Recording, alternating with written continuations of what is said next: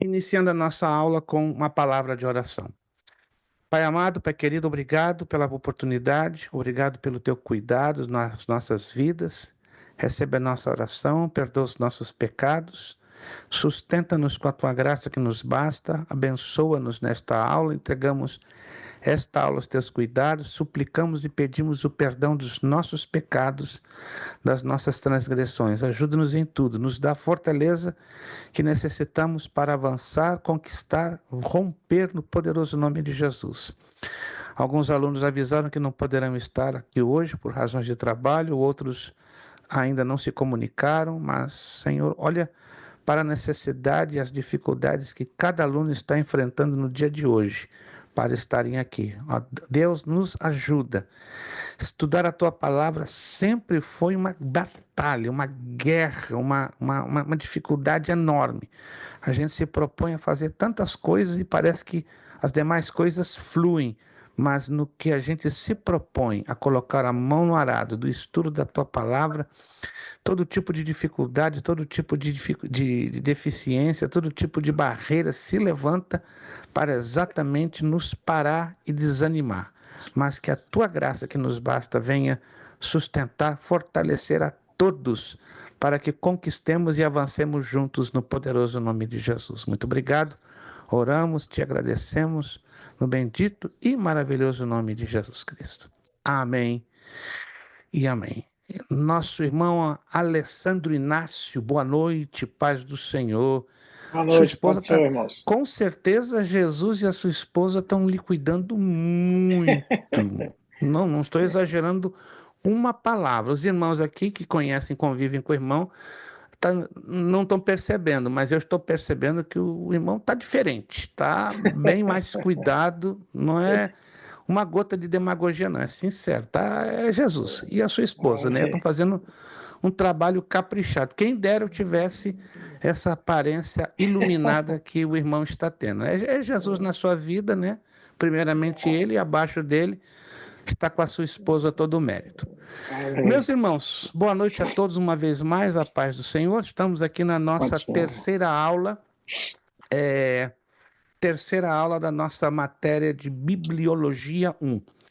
Deixa eu aproveitar rapidamente aqui alguns primeiros 5 minutinhos, né, para dar alguns anúncios e também fazer algumas comunicações, porque às vezes me comunicar com alguns de vocês é um pouquinho desafiante, né? Eu sei que alguns de vocês trabalham muito, tem muita atividade, até para eu conseguir falar com vocês em áudio ou mensagem de áudio ou escrita é bem complicado. Então, eu vou tomar 5 minutinhos iniciais desta aula, né, para dar alguns anúncios e fazer algumas rápidas comunicações. Boa noite, a paz do Senhor, irmão Orley. Irmão Orley Paz, também está Senhor, bem, paz, Senhor a tá todos. mais cuidado hoje do que na semana passada, né? Acho que vocês estão indo no mesmo endereço, né? Um endereço de renovo, de unção, que eu não sei, olha lá. Igualzinho o Lucas. Lucas hoje tá com aparência mais renovada que na semana passada, né? Mas deve ser um segredo que a igreja de Nagasaki de Hartford tem em algum lugar guardado, né? Mas ainda vou aprender a entender e encontrar esse segredo, né? O evangelista Alexandre sabe onde está esse segredo, né? E ele guarda 7 chaves, não libera para ninguém. É só para Hartford e Nagasaki, mas ainda vou descobrir, né? Quando eu for a Hartford aí, eu vou fazer uma visita de surpresa à casa do nosso evangelista Alexandre, ele com carinho, nem que eu suborne a senhora esposa dele, mano. Me mostra aí o segredo do seu esposo, porque tem algo lindo aí passando lá em Nagasaki Hartford que estão renovando os irmãos. Vai lá, igual os irmãos Kelso. É outro que eu também estou vendo renovado hoje, graças a Deus. Né? É bom, né? Com servos de Deus estão aí com aparência renovada para a glória do nome do Senhor. Rápidos anúncios, rápidos anúncios. Como já havíamos combinado e conversado em aulas anteriores, espero que alguns de vocês se lembrem. Talvez eu às vezes penso que a minha memória não está muito boa, mas às vezes eu me consolo que gente mais jovem do que eu parece que a memória está dando um pequeno abalo. Eu fico consolado, né? Que é normal. Se eu tenho 65 anos e minha memória dá uns rateios para lá e para cá, eu tenho meu desconto, porque eu já tenho 65 anos. Agora, não é muito justificado, né? Um abençoado de 18, de 25, de 40. dá uns rateios na memória. Não, não se justifica, mas tudo bem. Mas aproveitando que a minha memória ainda está funcionando bem, graças a Deus, né? Não igual do Lucas, que tá, ó, nem tá gasta, tá novinho em folha, parece que saiu do forno agora, né? A memória do irmão Kelso nem se fala, né? Se alguém se agarrar com o irmão Kelso, vai receber uma unção de memória enorme, graças a Deus. Mas que eu me lembre, os dias 24 e 31, estão lembrados? 24 e 31 de dezembro, véspera de Natal e Ano Novo, não é porque nós não queiramos, não tem como fazer aula porque é véspera de Natal e véspera de Ano Novo, né? Então fica muito complicado tentar fazer aula online, véspera de Natal, porque vai estar um corre-corre com a família, certo? Igreja, e se não for igreja, é família. Um dos dois lados vai estar muito agitado, então não tem como fazer. Mesma coisa, então, e pior ainda, no dia 31, que é o culto da virada, não há nenhuma forma. Então, hoje é a última aula do ano de 2024, que exatamente hoje é a última aula do ano de 2024. Voltaremos então, se Deus quiser, na primeira terça-feira do mês de janeiro, que será exatamente o dia 7 de janeiro. Eu vou fazer uma postagem ainda hoje para que os irmãos abençoados e esquecidos tenham isso em memória, tá? Então, 7 de janeiro voltamos. Querendo também lembrar a vocês que os pagamentos deste mês, sem a multa, devem acontecer até o dia 31, tá? Então, os pagamentos do mês de dezembro, sem a multinha, por gentileza, lembre-se, se você não quer pagar a multa, esforce-se até o dia 31. Se você não puder fazer até o dia 31, avise-nos, dando uma justificativa, e se a justificativa for razoável, é claro que isentamos você da multa, sem nenhum problema. Agora, se você fica quieto, não se comunica, é complicado, porque a gente não tem como adivinhar, certo? Então, 24 e 31, tá tendo uma interferência aqui no fundo, deixa eu ver aqui. Ricardo, boa noite, a paz. Me ouve, Ricardo?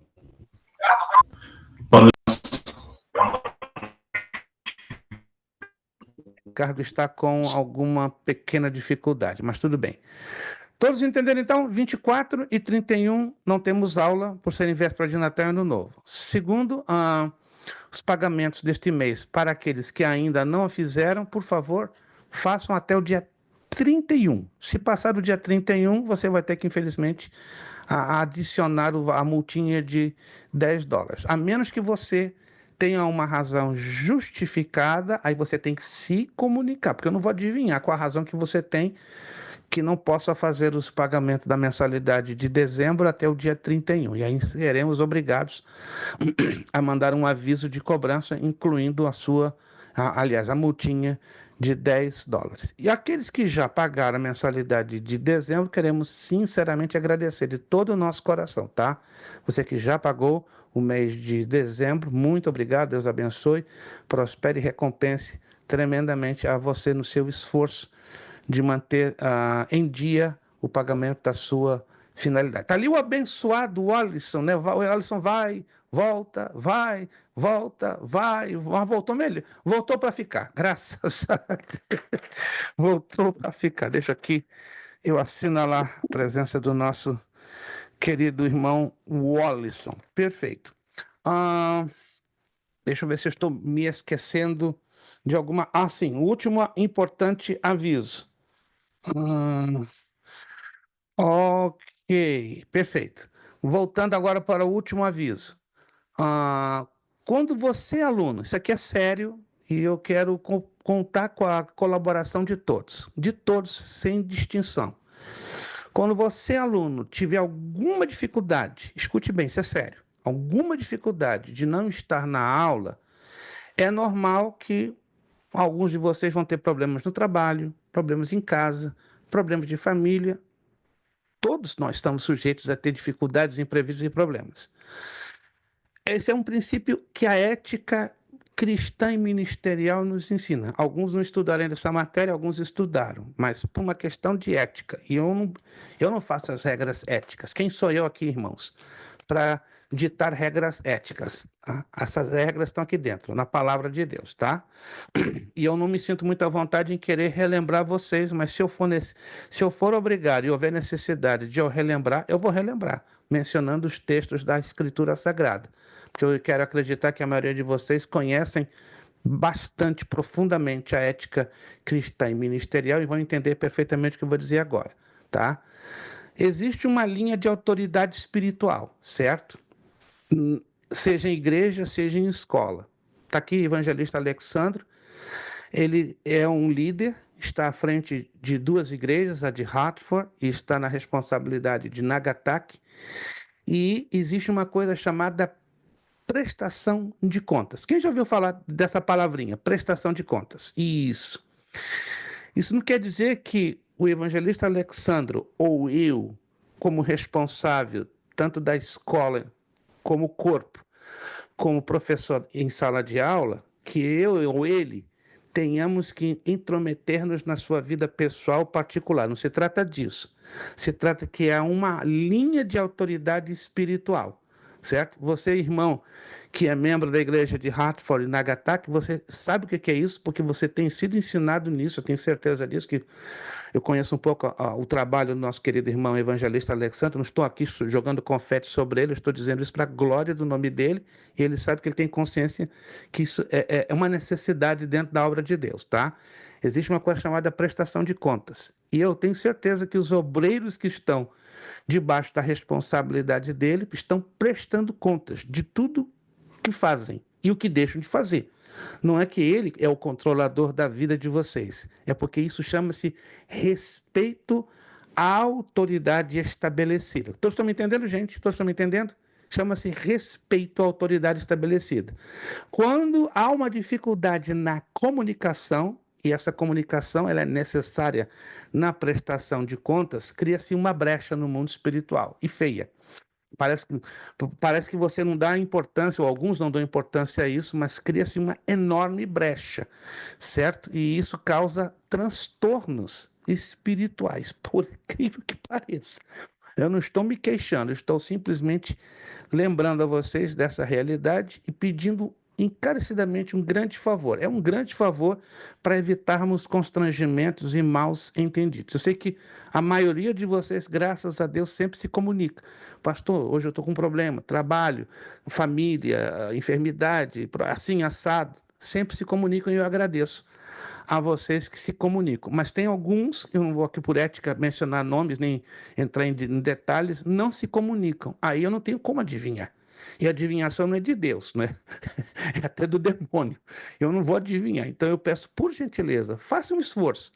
Da mesma maneira que você tem grande dedicação ao seu trabalho secular, comunicando ao seu chefe as dificuldades de até chegar no horário, faça um pequeno esforço em também fazer a mesma coisa. Se você não pode estar na aula por 1, 2, 3 semanas, o que seja, eu não acredito que nenhum de vocês não tenha 30 segundos. Alô? 30 segundos para mandar uma mensagem de texto ou um áudio. É muito tempo, gente? 30 segundos? Alô? Jesus, mas alguns consideram que é muito tempo. Já ouvi um aluno de uma outra turma, colocou a mão na... Pastor, 30 segundos é demais. Como é que é? Repete. Ele repetiu 3 vezes. 30 segundos é muito tempo, pastor. Eu não tenho... Meu irmão, como é que você vive? Como é que você se dedica à família e à igreja? Ele ficou muito constrangido, não falou nada. Então, meus irmãos, eu não acredito que nenhum de vocês não tenha 30 segundos para pegar um telefone, deixar um áudio ou uma mensagem escrita. Pastor, hoje eu estou assim, assim, assado, impossibilitado de estar. Porque a gente se preocupa, nós temos aqui vocês como família e oramos todos os dias apresentando o nome de vocês diante de Deus. Aí quando alguém desaparece 1 semana, 2, 3, 4, como é que eu vou adivinhar? Não tem como, tá? Para não quebrar a linha de comunhão, a linha de autoridade espiritual. Não que eu esteja aqui como o melhor acima de vocês. Eu não sou o melhor, mas eu tenho uma responsabilidade.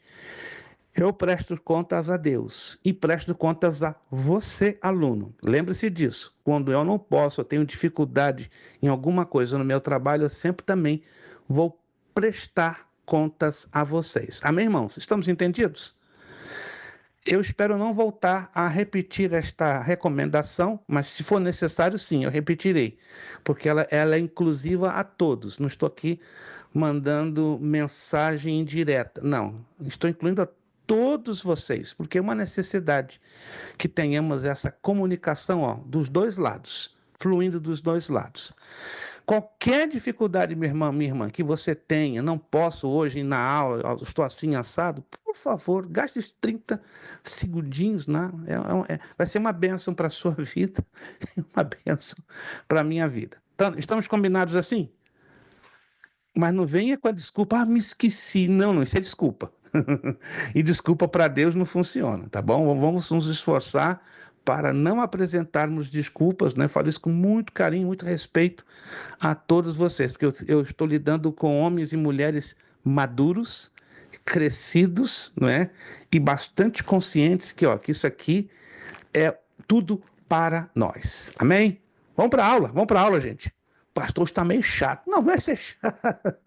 É uma recomendação que eu falo com carinho. Eu tenho um apreço a cada um de vocês, tá?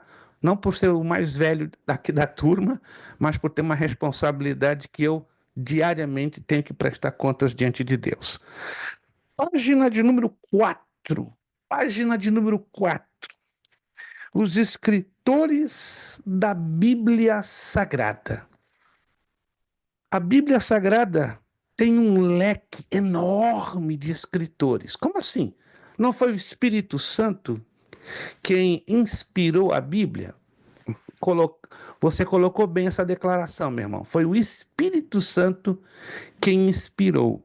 Mas ele usou cerca de 40 homens diferentes, de todos os estratos e esferas sociais possíveis. Vamos então falar um pouquinho sobre estes escritores da Bíblia.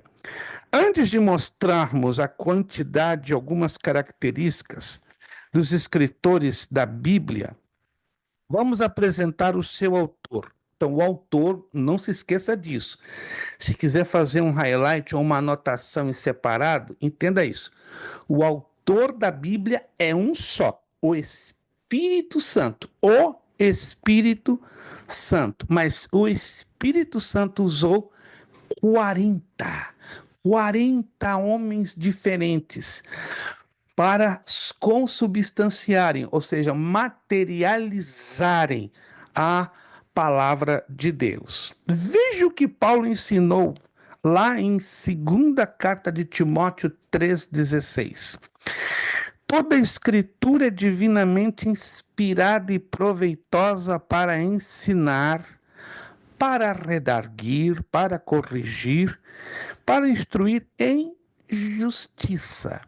Reforçando o potencial do ensinamento bíblico, o apóstolo Paulo também ensinou, lá na 2ª carta, perdão, o apóstolo Pedro, não Paulo, Pedro, na 2ª carta de Pedro 1,21, que diz: porque profecia nunca foi produzida por vontade de homem algum, mas os homens santos de Deus falaram inspirados pelo Espírito Santo. Diferente de Jesus Cristo, o Espírito Santo trabalha literalmente usando o homem. E nós temos provas disso, que ao longo da história, o Espírito Santo tem usado a milhares de homens e mulheres de Deus. Agora, uma importante observação nesses dois textos que acabamos de ler. Cuidado, meus irmãos, porque isso é normal esta confusão ocorrer. Há uma diferença entre dom de profecia, ofício de profecia e profecia como conteúdo da Escritura Sagrada. Então, são 3 coisas bem diferentes. Uma coisa é o dom de profecia. Se alguém tem dúvidas sobre o que é o dom de profecia, anote aí. 1ª carta aos Coríntios, capítulo 14. Toda a primeira carta, o capítulo 14 da 1ª carta aos Coríntios, repito, 1ª carta aos Coríntios, capítulo 14. Se você quer saber a fundo o que é, como funciona o dom de profecia, está ali o manual do dom de profecia. E qual é? O capítulo 14, primeira carta aos Coríntios. Primeira carta aos Coríntios, não apenas o dom de profecia, mas ali fala sobre o dom de línguas e o dom de interpretação de línguas. Então, é um manual para os três dons. Ah, pastor, eu tenho uma confusão sobre o dom de profecia, ou sobre o dom de interpretação, ou sobre o dom de línguas. 1 de Coríntios, capítulo 14, todo capítulo 14. Estude ele, leia, volte. É um capítulo riquíssimo. Outra coisa é o ofício profético, ou ofício da profecia. Alguém me perguntou, pastor, existe o ofício da profecia nos dias de hoje? Não, não existe. Acabou com quem? Mateus capítulo 11 nos ensina com todas as letras. João Batista, acabou, não tem mais. Mas como é que é isso? E como é que tem uns camaradas que dizem que são profetas? Estão roubando algo que veio lá do Antigo Testamento. Estão trocando as boletas, os boletos. Tá? Ofício profético acabou com João Batista. Existe a função profética, que está ligado com o dom ministerial de profecia, que não tem nada a ver com ofício. E outra coisa é a profecia, como conteúdo revelado das Escrituras. É o que Pedro aqui fala, porque a profecia nunca foi produzida por vontade de homem algum. Que profecia aqui Pedro está se referindo? Ao conteúdo da palavra revelada. Que palavra revelada é essa? A Escritura Sagrada, os 66 livros.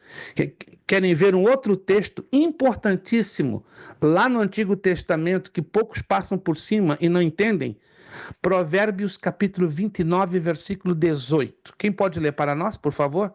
Provérbios 29, versículo 18. Quem encontrar e puder ler com áudio aberto, de preferência, né? Com áudio fechado fica difícil. Provérbios capítulo 29, versículo 18. Não havendo profecia, o povo perece. Porém, o que guarda a lei, esse é bem-aventurado. Não havendo profecia, ou seja, não havendo a revelação da palavra escrita, o que acontece com o povo? Corrompe. O povo se corrompe, o povo perece, o povo se desvia. Mas o que guarda a lei, ou seja, que guarda a revelação escrita, este será bem-aventurado. Então entenda aí, que aí a palavra profecia, o aspecto interpretativo está ligado ao quê? A palavra revelada, a palavra escrita, que é a Bíblia Sagrada, que são os 66 livros, tá bom? Então deixa isso bem claro. Três coisas totalmente diferentes. Uma coisa, dom de profecia. Outra coisa, ofício da profecia, que acabou com João Batista. E terceiro, profecia como conteúdo da palavra revelada, ou seja, a Bíblia Sagrada nos seus 66 livros. Anotado aí? Anotado para não dar dificuldade, para lá na frente fazermos uma salada russa. Continuando na apostila. Ele, quem? O Espírito Santo, utilizou acerca de 40 homens diferentes, desde humildes pescadores e agricultores, reis e doutores. A maioria desses homens viveu em locais em épocas diferentes. Além disso, eles não conheceram a grande parte dos outros escritores, mas nada disso impediu que os mesmos falassem a mesma língua, tendo coerência ou harmonia, escrevessem a mesma coisa ou o mesmo tema dominante, dessem continuidade na mesma obra ou fazendo a mesma coisa. Então, ninguém pode questionar a autoria e a plena direção da inspiração do Espírito Santo na redação da Bíblia Sagrada. A Bíblia é um milagre. Humanamente seria impossível 66 livros na base de 40 autores diferentes terem uma perfeita harmonia entre si. Humanamente é impossível. Um certo escritor inglês do século XVI, creio que vocês devem ter ouvido falar, William Shakespeare. Já ouviram falar de William Shakespeare? William Shakespeare, certa feita, ele leu a Bíblia. Leu, na verdade, 2 vezes.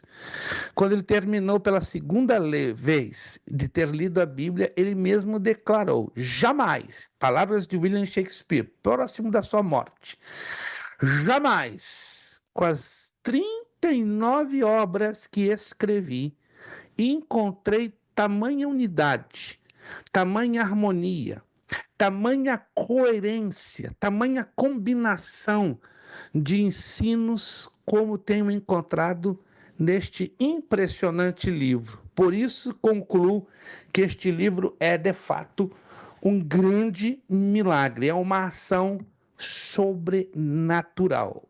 Homens que passaram pela história, não todos, claro, mas alguns deles, e eu destaco a pessoa de William Shakespeare, eu tenho uma profunda admiração por ele, conheço, já li todas as obras, as 39 obras de teatro que Shakespeare escreveu, conheci a casa dele em Stratford-upon-Avon, no interior da Inglaterra, conheço a sua vida, a sua obra, sou fascinado, mas o que mais me fascinou é o reconhecimento de Shakespeare pelo poder, pela autoridade da palavra de Deus, assim como outros, né?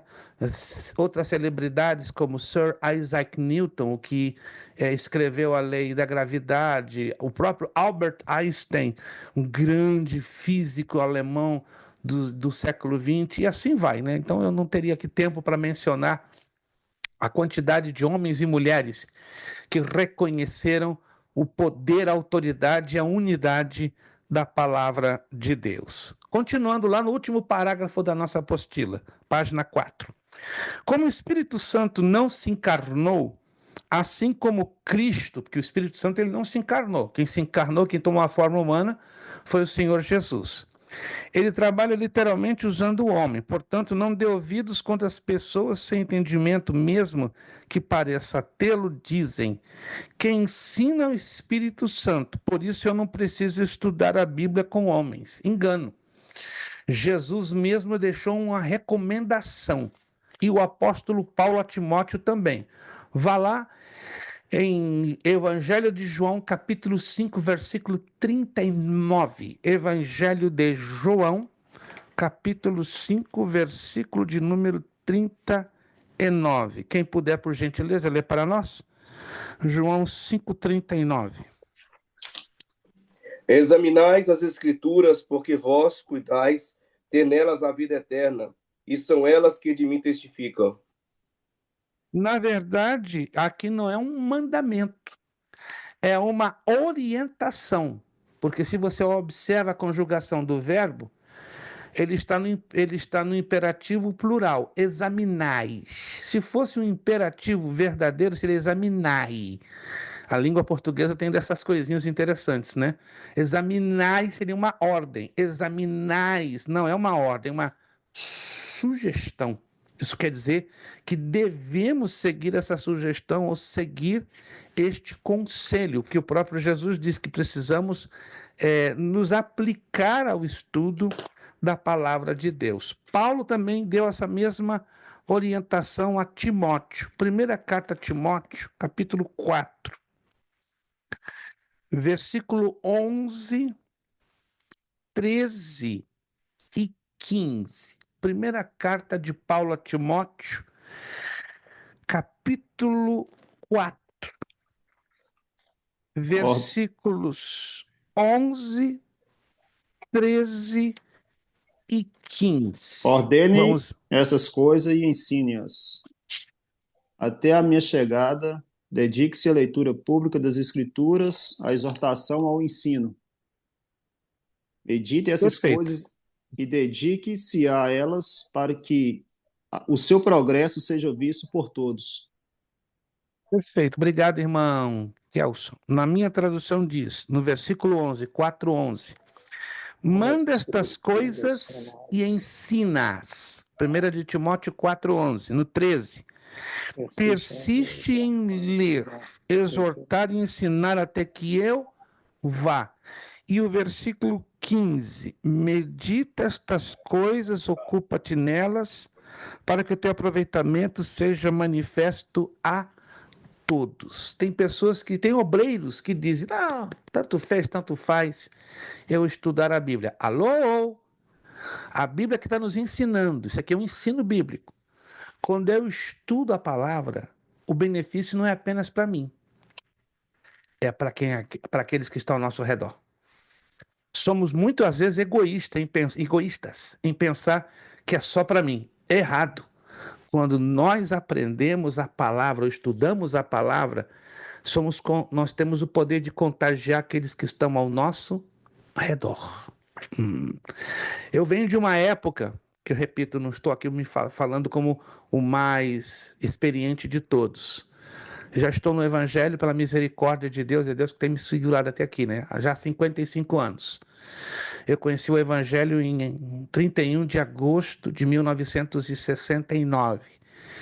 E até aqui a mão do Senhor tem me segurado. Não tem sido fácil. Mas eu tenho observado que quanto mais os anos passam, o negócio fica mais complicado. Há 50 anos atrás, irmãos, a seriedade que as igrejas, os obreiros, os pastores, os líderes tinham com o ensino da palavra de Deus era uma coisa assustadora. Eu creio que ninguém aqui viu uma escola bíblica dominical no Brasil, domingo, 9 da manhã, com 1.580, 1.600 pessoas. Eu acredito que nenhum de vocês. Eu vivi isso durante 13, 14, 15 anos. Todo domingo, entre 9 e 11 da manhã, entre 1.300 a 1.600 pessoas em uma escola bíblica dominical, ou seja, 94% da igreja estava na escola bíblica dominical. O famoso culto de doutrina, o culto de ensino que acontecia na minha igreja, Assembleia de Deus de São Cristóvão, no Rio de Janeiro, a capacidade do templo é de 2.200 pessoas. Sabe a média de cada culto de terça-feira de ensino? 2.000 pessoas. Isso 7 horas da noite. Todo mundo voltando do trabalho direto para a igreja. A maioria, nem ia para casa tomar um banho. Comia alguma coisa no meio do caminho, sabe? O povo valoriza. Gente, é uma coisa de louco. Vocês nunca viveram isso. Se vocês forem lá no YouTube, vocês vão ver alguns vídeos mostrando culto de doutrina nos anos 70, nos anos 80, culto de ensino. E o povo, e Jesus batizava com o Espírito Santo, salvava por atacado, curava por atacado. Tudo por quê? Efeito do estudo da palavra. Isso era avivamento. Isto é avivamento. Irmãos, isso é avivamento. Hoje em dia eu vejo muitos pregadores, e eu falo com muito respeito, irmãos, com muito respeito. Falo demais de avivamento como fosse barulho, bum, bum, bum. Peraí. Avivamento é igreja amar desesperadamente o estudo desse livro. E aí vem acontecer os efeitos. Nos anos 70 e 80, nenhum diácono, escute essa, nos anos 70 e 80, nenhum diácono, nenhum cooperador, nenhum porteiro das Assembleias de Deus do Brasil era separado ou a porteiro, ou a auxiliar de trabalho, ou a diácono, se não tivesse um curso básico em teologia e não estivesse metade do ano em uma escola bíblica dominical. Ou seja, se eram 52 domingos, o candidato a auxiliar de trabalho, a porteiro ou a diácono nas Assembleias de Deus tinha que pelo menos ter uma frequência de 26 aulas por ano, pelo menos, na escola bíblica dominical, e está cursando ao mesmo tempo um curso básico em teologia. Do contrário, esquece. E hoje? Fica quieto. Não vamos entrar nesse assunto que até traz constrangimento. Por isso que os diáconos, naquela época, eles tinham uma firmeza bíblica doutrinária. Eu não estou aqui menosprezando aos diáconos, irmãos. Eu fui diácono por 14 anos. E dirigi 2 igrejas no Brasil como diácono. Quando eu falo igreja, não estou menosprezando as igrejas daqui, que aqui nos Estados Unidos é uma outra realidade. A realidade do Brasil naqueles anos era outra realidade. Mas por que eu estou batendo tão forte na tecla? Isso aqui, ó. O amor por este livro era algo que vocês não conseguem imaginar. Pode até, pastor, o senhor está exagerando? Eu não estou exagerando, irmãos.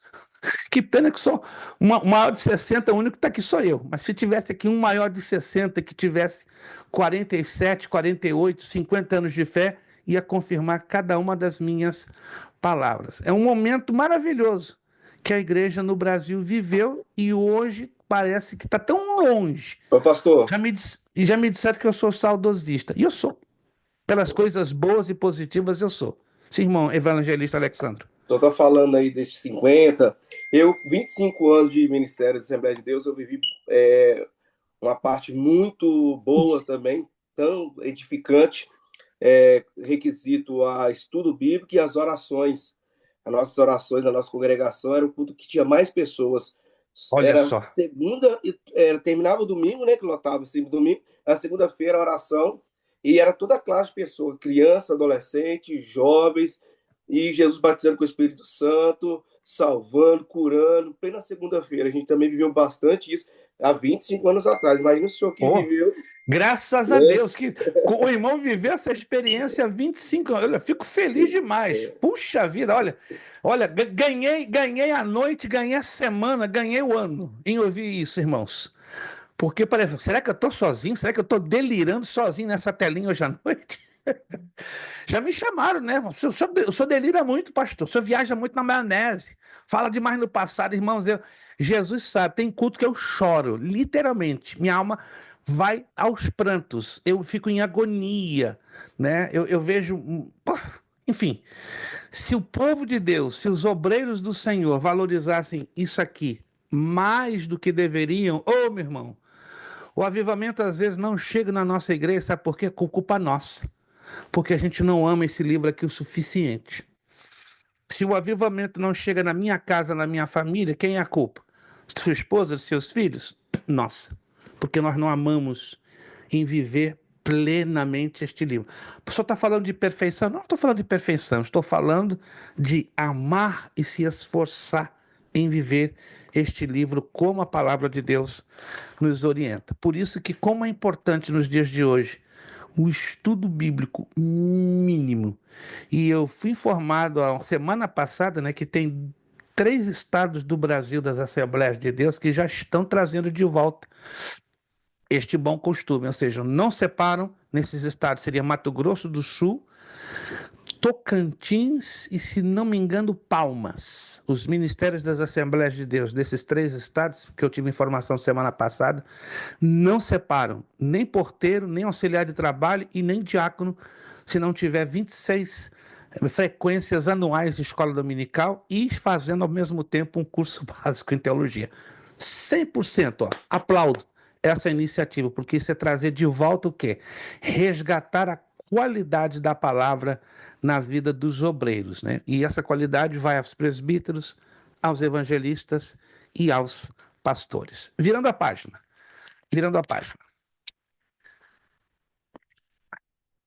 O inimigo mente em inculcar na cabeça de alguns líderes que quem ensina é o Espírito Santo. É verdade, mas ele usa as pessoas para motivarem o ensino da palavra de Deus, né? Por isso que eu entro lá na página 5, né? Isso é mentira do inimigo. Quem ensina realmente é o Espírito Santo.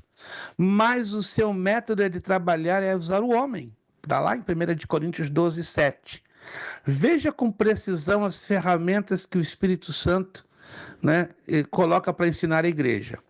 Lá em Efésios 4, 11, 14, aqui fala sobre os dons ministeriais.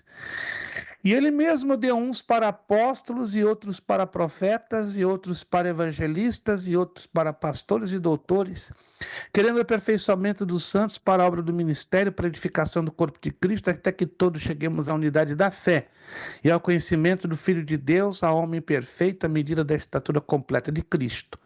Para que não sejamos mais meninos inconstantes, levados em roda por todo o vento de doutrina, pelo engano dos homens que com astúcia enganando fraudulentamente. É importante aqui deixar claro, o tempo não nos permite entrar em maiores detalhes, aqui está falando dos dons ministeriais, não, aqui não são dons espirituais, propriamente dito, estão classificados numa forma genérica como dons espirituais, mas de forma específica aqui são os dons ministeriais dados pelo Senhor Jesus Cristo, né? Numa outra ocasião a gente vai falar um pouquinho mais em detalhes, né? Que Jesus Cristo, ele chama ministerialmente alguns para apóstolos, profetas, evangelistas, pastores e mestres. Aí alguém vem com uma pergunta: pastor, os apóstolos bíblicos existem nos dias de hoje? Não, bíblicos não. Mas e esses apóstolos que estão aqui sendo referidos em Efésios 4:11? Não são a nível de ofício, são a nível de função. Função está ligado a chamado, a dom ministerial. Ofício está ligado a cargo, título e hierarquia. Mas a gente vai falar disso um pouquinho mais adiante, numa outra matéria que teremos bastante tempo para falar isso com bastante propriedade e profundidade.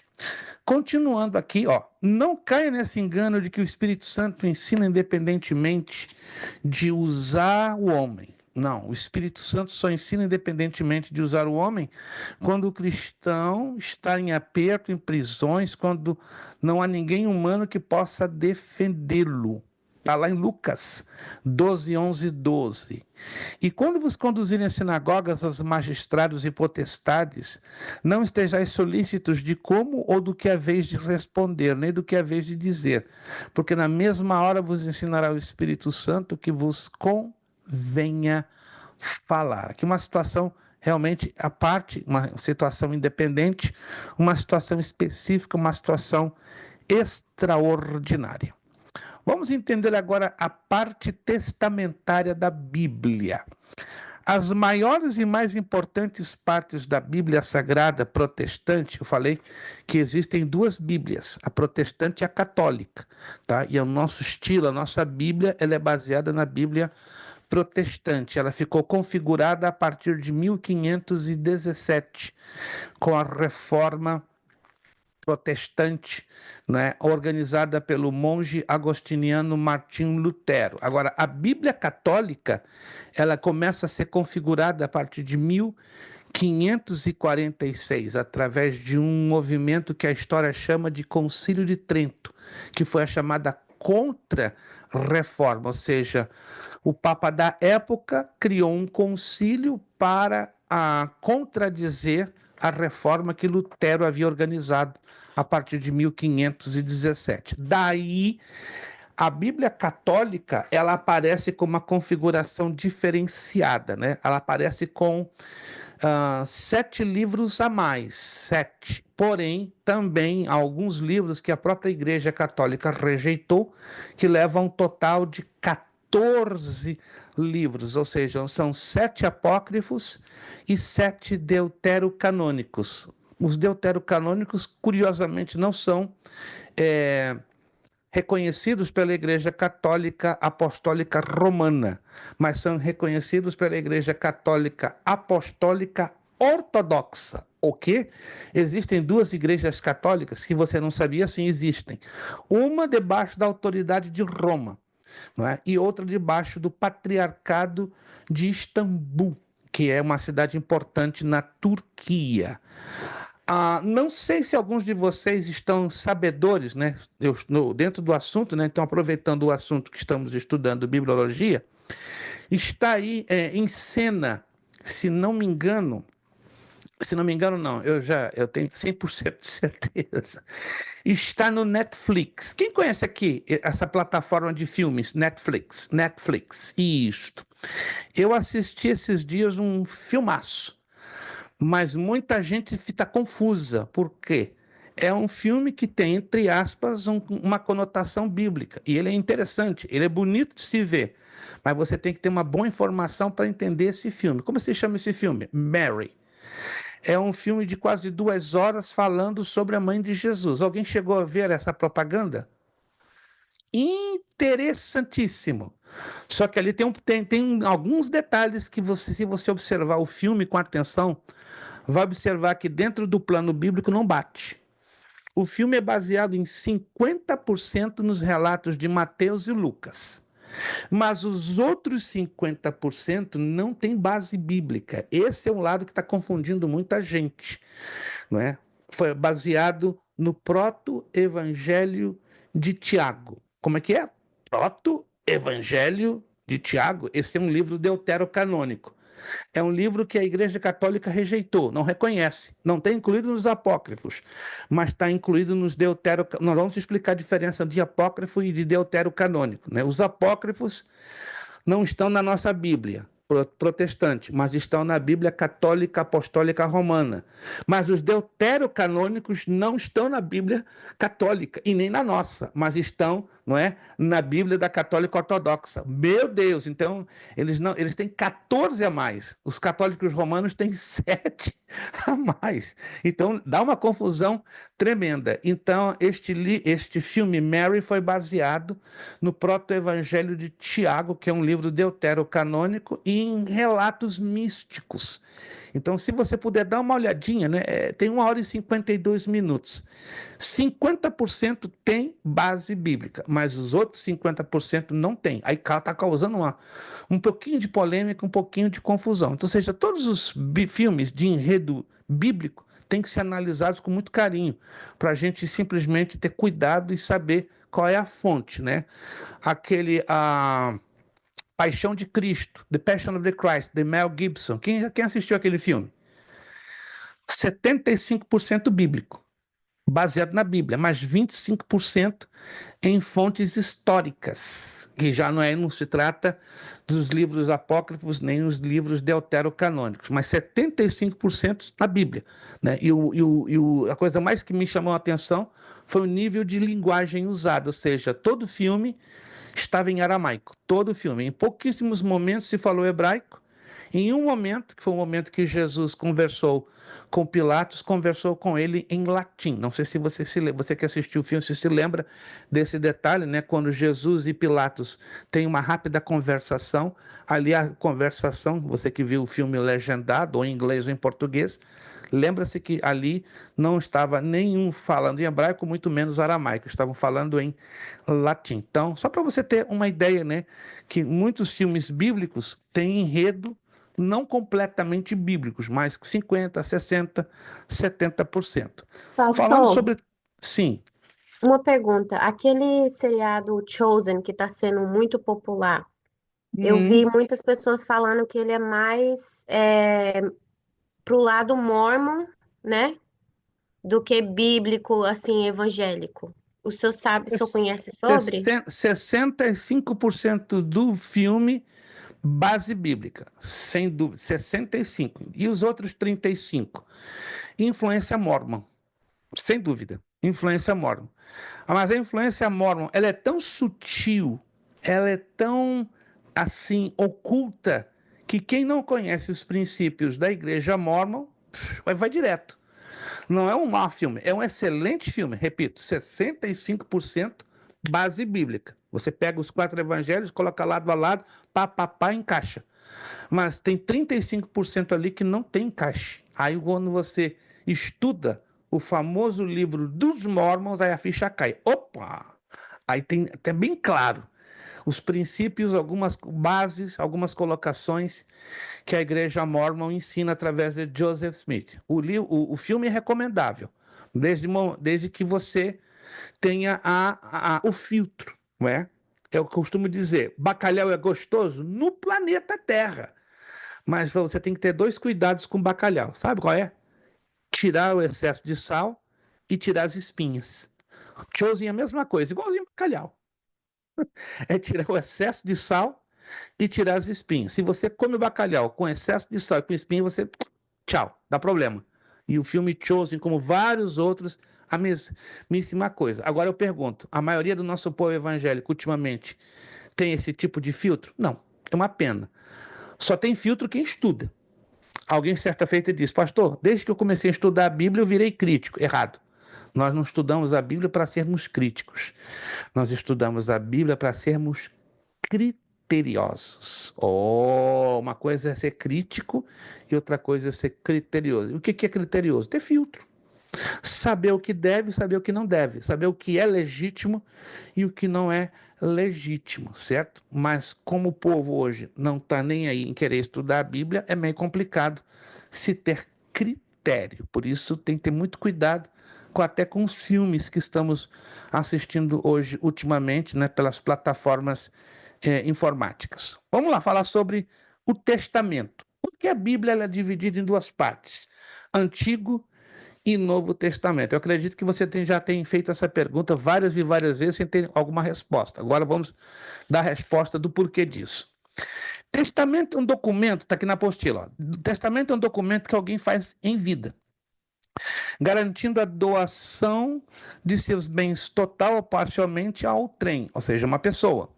O vínculo de um testamento é a comprovação física da morte do testador. Está lá em Hebreus 9, 15 a 17. Então, o testamento, segundo a Bíblia, ganha validade a parte da morte do testador. Estranho isso, né? Não, não é estranho. Isso é uma lei estabelecida lá no Antigo Testamento. Mas dá uma olhadinha aqui no que vem a seguir, ó. Vamos conferir o potencial do Antigo e do Novo Testamento? Ou seja, a própria Bíblia vai trazer em si, veja só que curioso, que é verdade, são legítimos, tanto a primeira parte, o Antigo, como a segunda parte, o Novo. No Antigo Testamento, me acompanha aqui, por favor. No Antigo Testamento, o testador era Moisés. Hebreus 9, 19 ao 22, está lá bem claro, escrito. E a aliança era baseada em sobre quê? Sangue de animais. Hebreus 9, 19 e 22. Mas o seu testador, quem era o testador do Antigo Testamento? Moisés. Morreu. Escute essa. Moisés morreu ou não? Morreu, irmãos. A Bíblia diz claro. Morreu. Mas aí temos uma dificuldadezinha na interpretação. Olha só. Mas ninguém pode provar a sua morte. Uau! Porque ninguém na terra o viu morto. Já pensaram nisso? Já observaram isso? Que estranho. Está lá em Deuteronômio 34, 5, 6. Vamos ler esse texto para ficar isso bem claro. Teve um pastor que deu um nó na cabeça quando leu, né, um aluno lá na nossa escola de uma outra turma. Quando leu isso, ele ficou nervoso. Não, pastor, tem uma coisa errada aqui. Não. O senhor está brincando comigo. Eu vou brincar com uma coisa séria?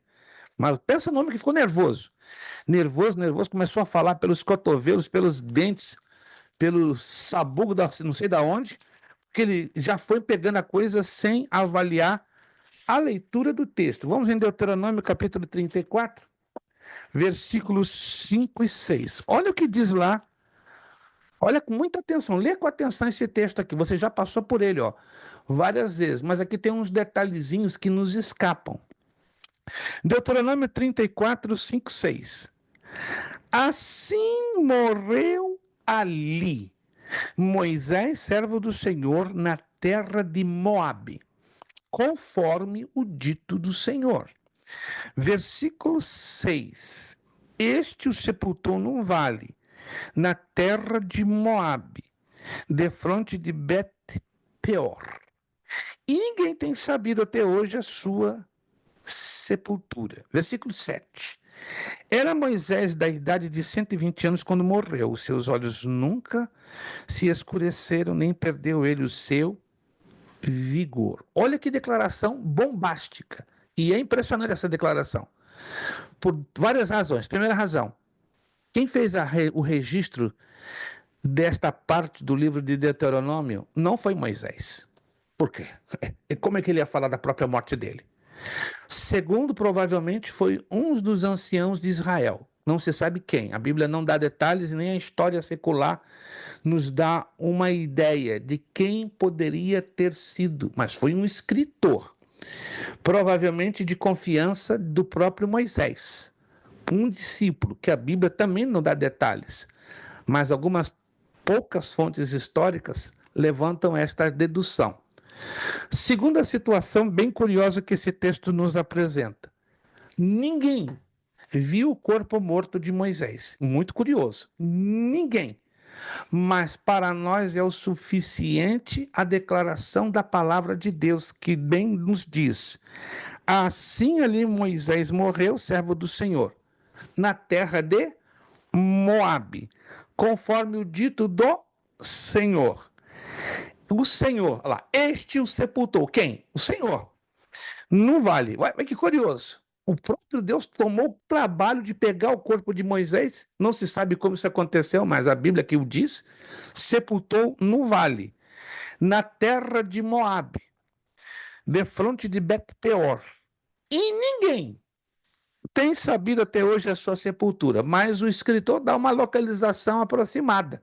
É como se fosse um GPS, não 100% exato, perfeito. Mas está bem claro que foi o próprio Deus, pegou o corpo de Moisés, sepultou naquela localidade que aqui está descrito no texto, e that's it. Mas ninguém viu o corpo de Moisés. E agora?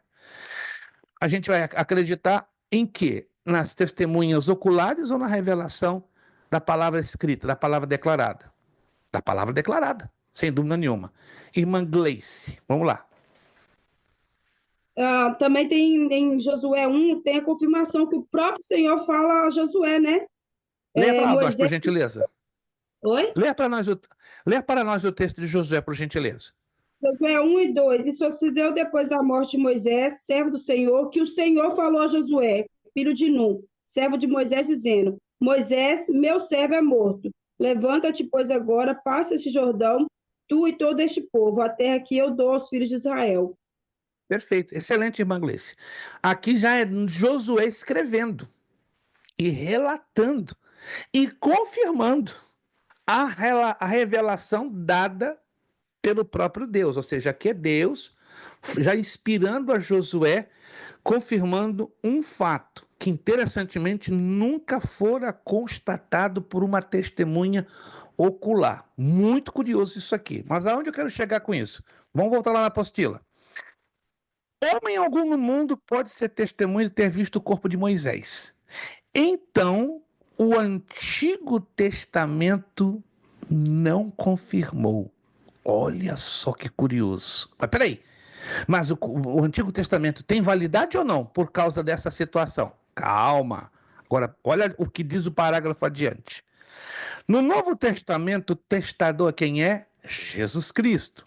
Hebreus 12, 24. A aliança é o seu próprio sangue. 1 Coríntios 11, 25. O seu testador, a saber, Jesus Cristo, morreu. E todo mundo sabe muito bem da sua morte. São muitos os relatos bíblicos de milhares de testemunhas que viu Cristo morto na cruz. Depois os soldados romanos foram comprovar sua morte e comprovou. Está lá, Mateus 27, 50, 56, Marcos 15, 37, 41, Lucas 23, 46, 48, João 19, 30, 37. Então, olha só, diferentemente do Antigo Testamento, o Novo foi confirmado. Mas peraí, mas ainda ficamos em cima da corda bamba. Se para um testamento ser testamento, ele tem que ser confirmado de ambas as partes, não é verdade? Tanto o antigo como o novo. O novo é confirmado pela morte do testador, mas o antigo não foi. Como é que saímos desse impasse? Como é que resolvemos esta questão? Resposta. Uma vez que a lei, preste atenção, isso aqui é bem curioso, foi todinha cumprida por Jesus. Lembra-se que ele falou? Eu não vim revogar a lei. Eu não vim revogar o Antigo Testamento. Não. Mas eu vim para cumpri-la. No momento que Jesus faz essa declaração, o que ele está dizendo para as autoridades judaicas? Eu sou o testador do novo, porque eu vou derramar o meu sangue, que coisa linda. E eu sou o testador do antigo, porque eu estou cumprindo o antigo. Uau! Então, alguém está me entendendo, gente? O Antigo Testamento, para ser validado, tinha que ter a morte de Moisés. Mas a morte de Moisés, nós cremos nela pela declaração escrita da palavra, mas não teve, não existiu ninguém, de olho aberto, que pudesse dizer, nós vimos o corpo de Moisés. Então, à luz da lei, o antigo estaria como inválido. Mas quando Jesus, aleluia, faz essa declaração maravilhosa, eu vim para cumprir a lei. E ele a cumpriu, à risca. 613 mandamentos, 499 estatutos, 575 ordenanças, 838 preceitos. Meu Deus, cumpriu. Aí Jesus deixou bem claro, eu sou o novo, eu também sou o antigo. Fechou, acabou. Todo mundo, boquinha fechada, porque Jesus cumpriu a lei. Louvamos a Deus por isso, irmãos? Acho que não, alguns aqui não estão entendendo não, ainda não. São poucos que estão pegando esse espírito. Jesus cumpriu 100% o antigo e ele cumpriu 100% o novo. Ele foi o testador tanto do antigo como o novo. Todos os sacrifícios realizados no Antigo Testamento, me acompanha? Todos os animais mortos no Antigo Testamento, todos eles apontavam para quem? Para Jesus. Todos, sem exceção, todos apontavam para o Senhor Jesus. Então, Jesus cumpriu plenamente os 2 testamentos. Isso é lindo demais, lindo demais, lindo demais. Objetivo, importância e veracidade dos testamentos. Não para por aí não, o negócio agora vai ficar mais bonito. Analisaremos primeiramente o objetivo, a importância e a veracidade do Antigo Testamento, depois faremos o mesmo com o Novo Testamento. Vamos lá. O objetivo do Antigo Testamento. Para que foi escrito o Antigo Testamento, meu Deus? Muita gente me pergunta. Vamos analisar o que a Escritura, as epístolas, dizem sobre esse importantíssimo assunto. Primeiro, Paulo. Em Colossenses 2, 16 e 17, ele diz: portanto, ninguém vos julgue pelo comer ou pelo beber, ou por causa dos dias de festa, ou pela lua nova, ou dos sábados, que são sombras das coisas futuras, mas o corpo é de Cristo. Um rápido parêntese, não tem como eu entrar em detalhes.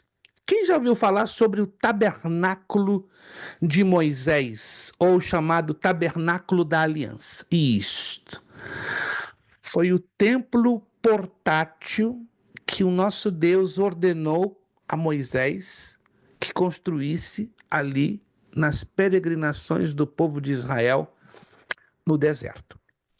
Mas pouquíssima gente sabe, poucas pessoas sabem. Escute essa, isso aqui vai deixar você um pouquinho chocado. Que o tabernáculo é a exata projeção profética, tipológica, simbólica do Pai, do Filho e do Espírito Santo. Dentro do tabernáculo existem 777 elementos. Preste atenção, 777 elementos. Que loucura! 7 aponta para o Pai, 7 aponta para o Filho, 7 aponta para o Espírito Santo. Além de terem esses 777 elementos, existem centenas de elementos que apontam para Cristo, o cristão e a igreja. Isso é fantástico. Um templo portátil que era montado e desmontado, montado e desmontado, montado e desmontado. Sempre quando a nuvem se movia, as tribos de Israel, numa ordem específica, porque elas não podiam acampar de qualquer maneira, tinha uma disposição que Deus deu, ó, tal tribo, tal... Era assim, 3 tribos ao norte, 3 tribos ao sul, 3 a oeste, 3 a leste e o tabernáculo no meio. Uau! Seguiu essa ordem, sempre. Quando elas se moviam, a ordem trocava. E um grupo de 3 na frente, outro grupo de 3 atrás, outro grupo de 3 no norte e outro grupo de 3 no sul. É fantástico o nível de organização sobre o tabernáculo. Então, o tabernáculo é a projeção mais concreta das coisas lá do Antigo Testamento que se projetariam dentro do Novo Testamento. Evangelista Alexandre. Pastor, a gente percebe como que Deus ele sempre foi cuidadoso e organizado quando se trata das coisas espirituais. E hoje a gente às vezes quer fazer de qualquer maneira, de qualquer jeito. A gente esquece que o mesmo Deus zeloso que sempre quis essa organização no passado é o mesmo de hoje. Por isso que é o mesmo de hoje. Tem que ser o perfeito. Eu sempre falo que eu não sou perfeito, mas para Deus tem que ser perfeito. A organização do culto, o culto ele não pode ser de qualquer maneira. O culto tem que ser com reverência, né? Tem que ser com entendimento, com racionalidade, com raciocínio, e entender que quem está sendo adorado é Deus. E uma coisa que me deixa assim, tinindo, é quando o culto está desorganizado. Eu sempre falo sobre isso. Os músicos, questão de ensaio, questão das oportunidades. Sempre a pessoa que for tem que estar pronto porque o culto ali ele tem que ser direcionado para Deus, né? Horizontal tem que ser para Ele. Então, Deus que é perfeito. Para Deus é tudo ou é nada, ele não aceita meio termo. E às vezes as pessoas querem entregar de qualquer jeito, chega no culto atrasado, vem de qualquer jeito, vem de qualquer maneira, não entende o propósito de estar ali. Às vezes as pessoas acham que está ali para agradar o pastor da igreja, agradar a liderança. Não, nós estamos ali para adorar a Deus. E quando nós não entendemos isso, nós deixamos de prestar um culto racional que devemos prestar ao Senhor Jesus. Desde o começo, desde o Antigo Testamento, a gente percebe essa organização, e hoje quer fazer de qualquer jeito, achando que Deus vai receber. Não vai receber. Se nem eu, como pastor, que sou falho, pecador, recebo, imagine Jesus, que não vai receber mesmo, não recebe, não.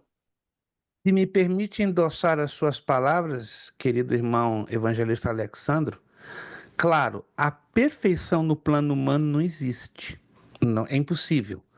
Mas existe uma expressão no hebraico que ela é muito usada no Pentateuco, né? Que é Kohen Quanash Kadosh, apresentar o santo pela excelência do que vive. Ou seja, Deus pede de nós um trabalho de excelência. A perfeição ele sabe que não existe em nós, mas a excelência nós podemos dar. Nós podemos dar. Porque esta excelência ele demonstrou dentro do tabernáculo. Então, quando a gente estuda o tabernáculo, você encontra a excelência que Deus quer que eu e você vivamos. Perfeição, esqueça-se, nunca vou tê-la, nenhum de nós. Mas a excelência nós podemos. Israel apresentou excelência em servir a Deus. A roupa do sacerdote, por exemplo, irmãos, ali tem uma excelência maravilhosa. Fala dos dons de Jesus Cristo para os homens. Fala dos ministérios que Jesus tem para cada um de nós. É lindo fazer um estudo detalhado sobre o tabernáculo, né? E um negócio fica bonito demais quando você começa a estudar sobre as cortinas, as colunas.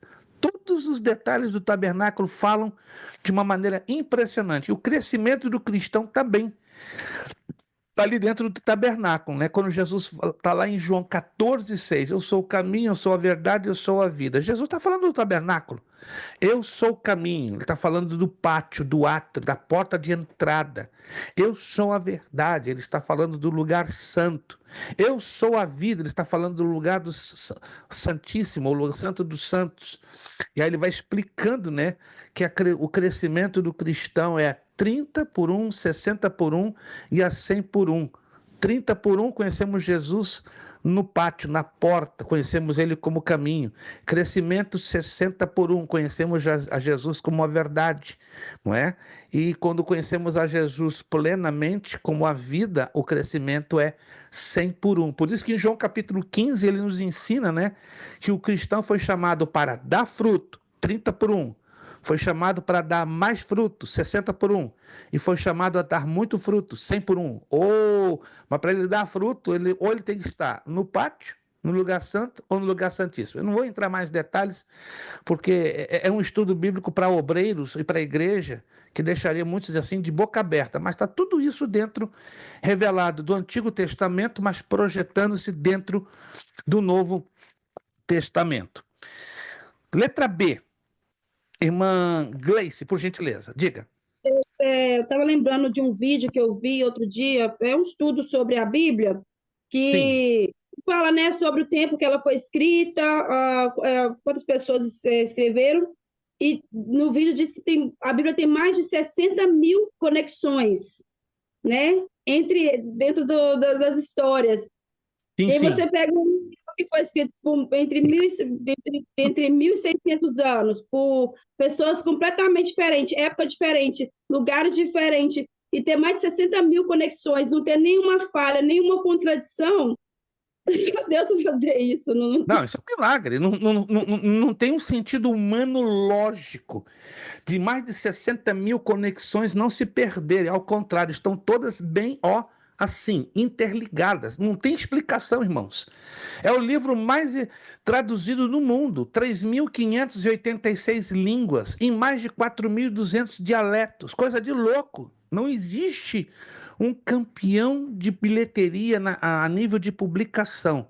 A Bíblia é um milagre. Se você ainda não teve oportunidade de ler por inteiro este milagre, eu faço voz que você leia no próximo ano de 2025, de capa a capa, a Bíblia Sagrada, pelo menos uma vez, no ano de 2025. Quem já leu uma vez ou duas, minha oração é que você leia mais uma vez.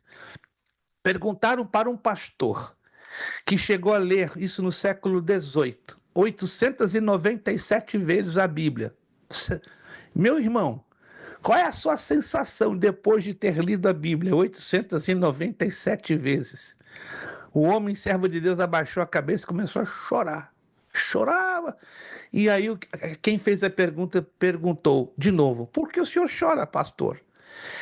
Aprendi a ser um grande ignorante ao ler 897 vezes um livro que não tem fim. É um poço que não alcançarei jamais a sua profundidade. Quanto mais eu a leio, nada dela sei. Uau! E isso eu ouvi há 48 anos, essa declaração. Encontrei num livro na Inglaterra e fiquei impressionado. Se um homem que leu 897 vezes a Bíblia chegou a dizer que não sabe nada, que é um grande ignorante, que Deus tenha misericórdia de cada um de nós. Que chegamos a ler 1, 2, 3, 10, 15, 20 vezes. Me perguntaram: pastor, o senhor chegou a ler mais de 100 vezes a Bíblia? Fica quieto, não quero comentar esse assunto não, estou pedindo misericórdia. Estou batalhando 55 anos no Evangelho e ainda sou isso aqui, ó. E isso aqui ainda não cheguei nem a 1/1000º do que eu preciso conhecer dentro desse maravilhoso livro chamado a Bíblia Sagrada. Segundo o escritor aos Hebreus, está aqui na letra B. Daqui a pouquinho já vamos corrigir a segunda parte dos nossos exercícios, tá bom? Segundo o escritor aos Hebreus, Hebreus 8:5, diz lá: os quais servem de exemplo e sombra das coisas celestiais, como Moisés divinamente foi avisado, estando já para acabar o tabernáculo, porque foi dito: olha, faze tudo conforme o modelo que no monte se te mostrou. Deixa bem claro, ó. O tabernáculo foi um modelo de algo que está lá no céu. Opa. Quem de vocês sabiam que o tabernáculo original está no céu? Quem sabia disso? Ou não? Ninguém sabia disso, papai do céu. Poucos. Mas lá em cima tem um tabernáculo original. Peraí. Fala sério. Sim, senhor. Porque lá tem um sumo sacerdote que dia e noite apresenta o seu sangue intercedendo por mim e por você. Jesus Cristo. Então o que foi colocado na terra é um modelo, é uma cópia. E o livro do Apocalipse mostra que no início da grande tribulação o céu se abre. E o apóstolo João da terra vê a Arca da Aliança, a arca original, não a cópia que foi feita na terra, né, de madeira de acácia, de ouro batido, que está hoje, ela foi encontrada e se encontra hoje no subterrâneo da cidade de Jerusalém, aguardando o momento de ser introduzido dentro do templo da tribulação. Mas a original está lá no céu. O sumo sacerdote com as suas roupas originais está lá no céu. E quem é esse sumo sacerdote? O Senhor Jesus Cristo. Então tudo que foi feito na terra, título do tabernáculo, o sacerdócio levítico, é tudo cópia do celestial. Está aqui a carta aos Hebreus confirmando isto. E terceiro, letra C. O escritor aos Hebreus 10:1, ele faz a seguinte declaração: porque tendo a lei a sombra dos bens futuros e não a imagem exata das coisas, nunca pelos mesmos sacrifícios que continuamente se oferecem cada ano, pode aperfeiçoar os que a eles se achegam. Então o sacerdócio terrestre ele foi limitado porque os homens morriam. E era necessário ter uma vez por ano um novo sumo sacerdote. Mas o sacerdote celestial, que é Jesus Cristo, este não morre nunca. Os sacrifícios na terra eram renovados constantemente, alguns até diariamente. Mas o sacrifício que está lá no céu, que foi feito aqui na terra e reconhecido no céu, esse é apresentado diariamente por Jesus Cristo por causa do seu sangue derramado. Virando a página, já estamos na página 6.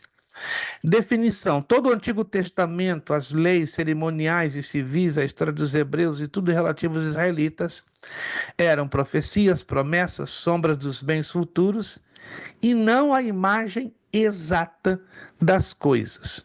O Antigo Testamento promete, profetiza o nascimento e as vindas de Jesus Cristo, os grandes sofrimentos de Jesus, o derramamento do Espírito Santo, o milênio, novos céus, nova terra, a eternidade. Ou seja, o Antigo Testamento mostra tudo isso. Por isso que o Antigo Testamento tem a sua importância. Não há como mensurar, não há como medir essa importância. Ela é imensurável.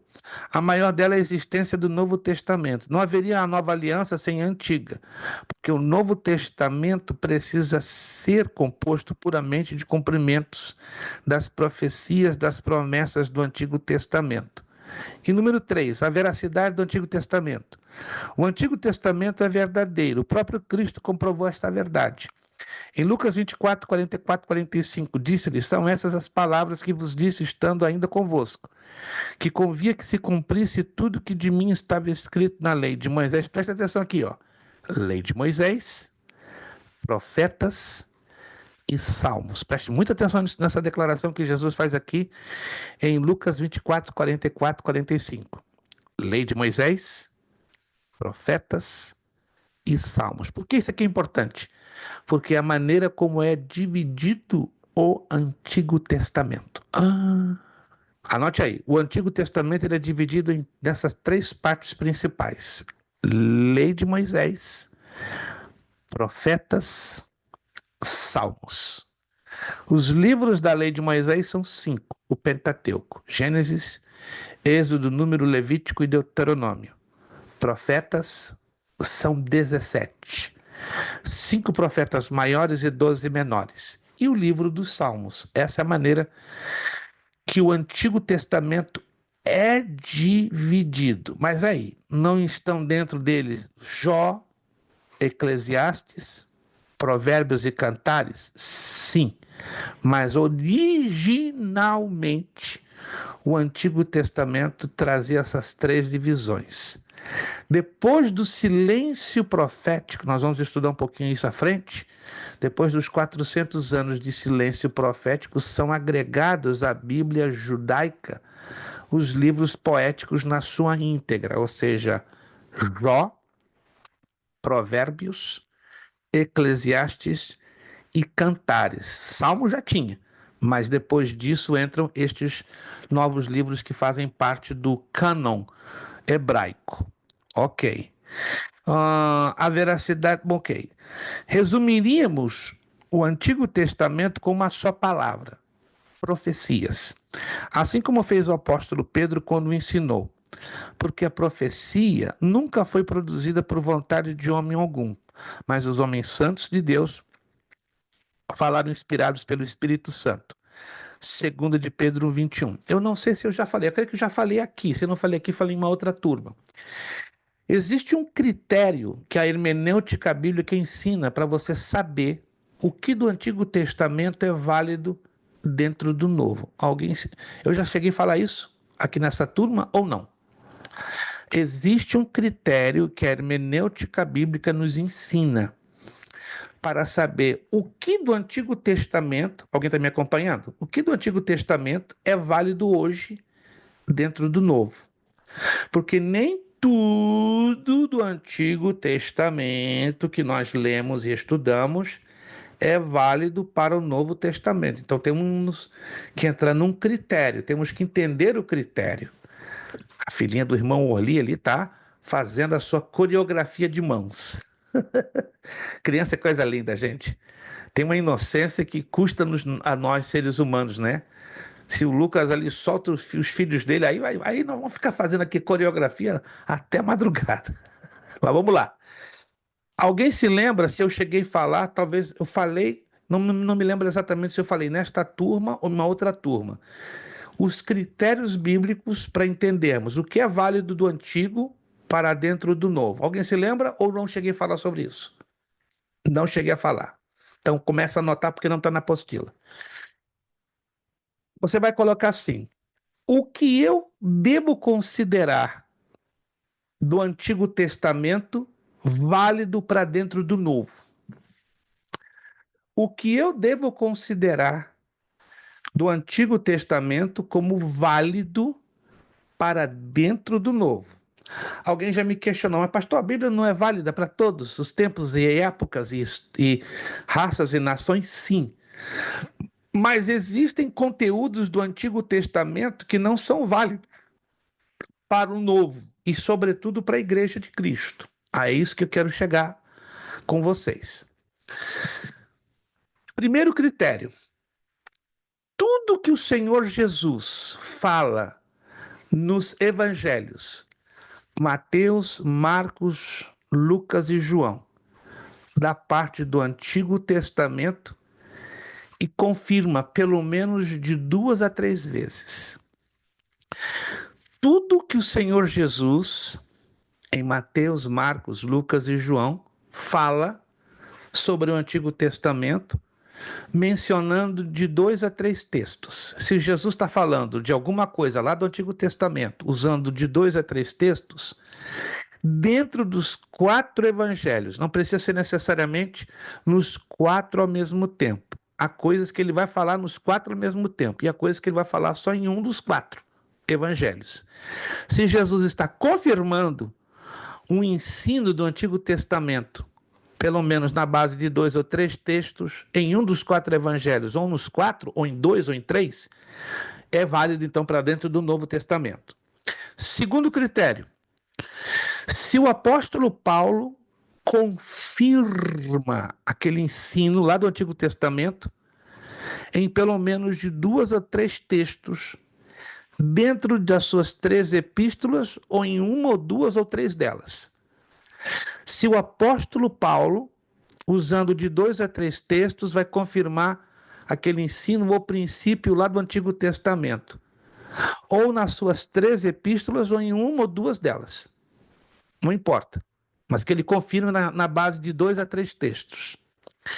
Terceiro critério: se os apóstolos Pedro, Tiago, João e Judas, repito, Pedro, Tiago, João e Judas, eles estão confirmando na base de 2 ou 3 textos lá do Antigo Testamento um ensino ou um princípio veterotestamentário, ou seja, do Antigo Testamento? Sim.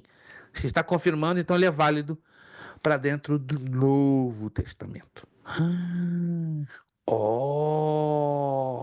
Por isso que Jesus, certa feita, disse: o Filho do Homem é dono do sábado, é senhor do sábado. O sábado é um sinal para a nação de Israel. Por isso que nós, gentios, ou na maioria gentios, né? Eu sou judeu, mas o meu lado gentio também fala alguma coisa, né? Porque conhecia Jesus como meu Messias, Senhor e Salvador, então não tem necessidade de guardar o sábado, porque o sábado é um vínculo entre o eterno de Israel e a nação de Israel. O fato de guardar os mandamentos, comer carne de porco, são vínculos entre o eterno Deus e a nação de Israel. Jesus não realça nenhuma parte da lei para que nós a cumpramos nos dias de hoje. E a mesma coisa o apóstolo Paulo, e a mesma coisa os apóstolos que eu acabei aqui de mencionar: Pedro, Tiago, João e Judas. Anotaram, irmãos? Então, tudo aquilo que eu vejo lá no Antigo Testamento, para se cumprir com validade do Novo, tem que ter esses 3 critérios: Jesus, o apóstolo Paulo e esses 4 outros apóstolos. Se eles confirmam lá do Antigo para o Novo, fenômeno, é válido. Se não confirmam, só serve para a nação de Israel e para aquela época. Anotado? Compreendido? Então, temos que ter esse cuidado, porque nem todo o princípio, nem todo o ensino do Antigo Testamento é de uso, é de validade para nós, Igreja de Cristo, nos dias de hoje. A Bíblia é válida nos 2 lados, Antigo e Novo Testamento, mas tem alguns ensinos e princípios que são apenas válidos para a nação de Israel e para aquela época. Vou dar um exemplo para vocês que dá uma confusão na cabeça de muita gente. Deuteronômio capítulo 28. Vamos corrigir os exercícios já em seguida? E na próxima aula a gente vai falar sobre a importância do Novo Testamento. Deuteronômio capítulo de número 28.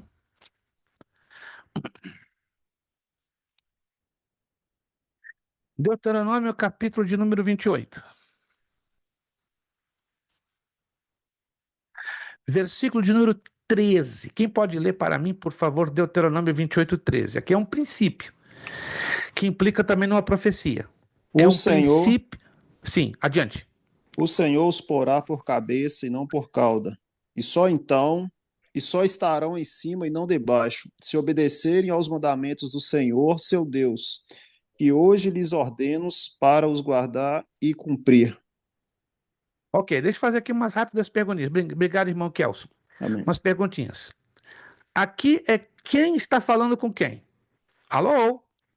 Nesse texto de Deuteronômio 28, 13. Quem está falando com quem?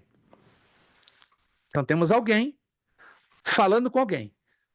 Quem fala com quem? Vamos lá. Se é que vocês já leram alguma coisa do capítulo 28 de Deuteronômio. Isso aqui pega. Quem está falando com quem aí? É Moisés falando com o povo de Israel? Moisés falando com o povo de Israel. Perfeito. Moisés. Mas Moisés está recebendo uma orientação lá de cima ou ele está falando do coração dele, da cabeça dele? Oh, então Moisés está sendo o que? A boca de Deus na terra. Oh, anote isso. É Moisés, mas está trazendo uma mensagem de Deus. Está falando para quem?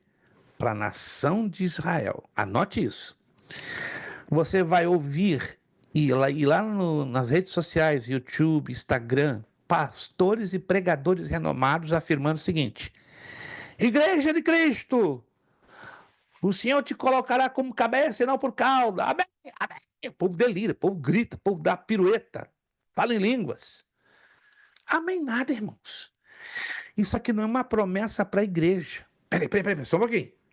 Mas a Bíblia não tem promessas de bênção e prosperidade para a igreja? Claro que tem. Tem 6.286 promessas na Bíblia. Mas esta aqui não é para a igreja. Aliás, essa aqui não é para a igreja. Essa aqui é para Israel. Alô? Esta aqui é uma promessa de Deus para a nação de Israel. E não é para aquela época, não. É para o milênio, para o governo de Jesus Cristo de 1000 anos sobre a terra. Como é que eu sei disso? Se você ler os versículos anteriores e os posteriores, que chama-se contexto, aí você descobre que aqui não é uma promessa para a igreja, é uma promessa para a nação de Israel, não para aquele momento ou para aqueles dias. Seria para um futuro muito distante, porque está falando aí de Israel como governante de todo o planeta Terra político. E isso vai acontecer quando? Quando Jesus governe 1000 anos sobre o planeta Terra, um período chamado de milênio, que a escatologia bíblica nos ensina. Quem já ouviu falar sobre o milênio? Milênio. Alguém já ouviu falar sobre milênio? Isso, o governo de 1000 anos que Cristo terá literal e fisicamente sobre o planeta Terra. Então, isso é só que apenas um rápido exemplo. Não vou entrar em maiores detalhes. São 21 horas e 52 minutos, 9h52 da noite. Vamos então corrigir os exercícios e vamos deixar o objetivo, a importância e a veracidade do Novo Testamento para a nossa aula que vai acontecer. Eita, vocês vão tomar um descanso de mim. Ei, papai do céu. Alguns aí vão começar a cantar aquele hino. Livre estou, pela graça de Jesus, livre estou. Tem um aluno aí, né, que ele é muito engraçado, não vou dizer qual turma, né? Quando a gente tem uma semana de folga, ele levanta as mãos e começa a cantar esse hino. Vai parecer em homenagem ao senhor, pastor. Por quê? Porque vamos ficar livres do senhor, pelo menos um monte. Mas se vocês quiserem cantar esse hino, fiquem à vontade, né? Querendo se sentir que estão livres todos de mim.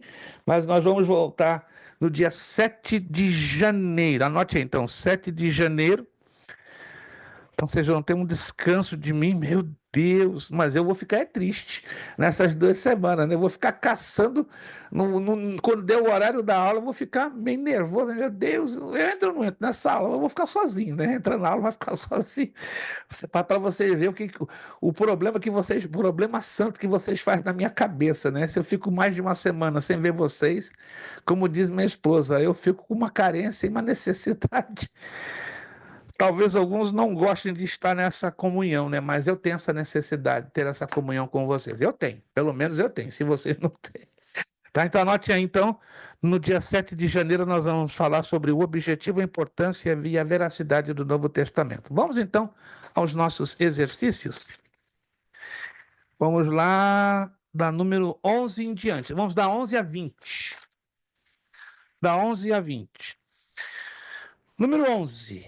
Vamos lá. Lá no finalzinho da apostila. Se você for lá no finalzinho da apostila. Os 66 livros que compõem a Bíblia demoraram aproximadamente... Qual a letra correta? Vamos lá. B. B de B. bola. 1.600 anos para serem escritos. Número 12.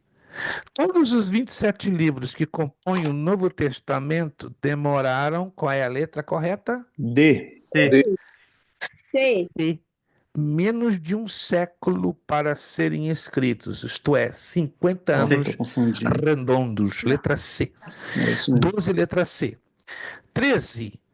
A Bíblia foi escrita por cerca... Ei, eu dei essa de bandeja para D. vocês. A D. D, ó. 40. Diácono Kelson não tá negando fogo, ele tá hoje com uma cartucheira cheia, tá com a metralhadora, acho que o evangelista Alexandre, acho que ontem decidiu dar, toma aqui, ó, a cartucheira cheia, começa a mandar bala amanhã, deixa aquele povo amanhã perturbado. Então, número 13, letra D, 40 escritores diferentes.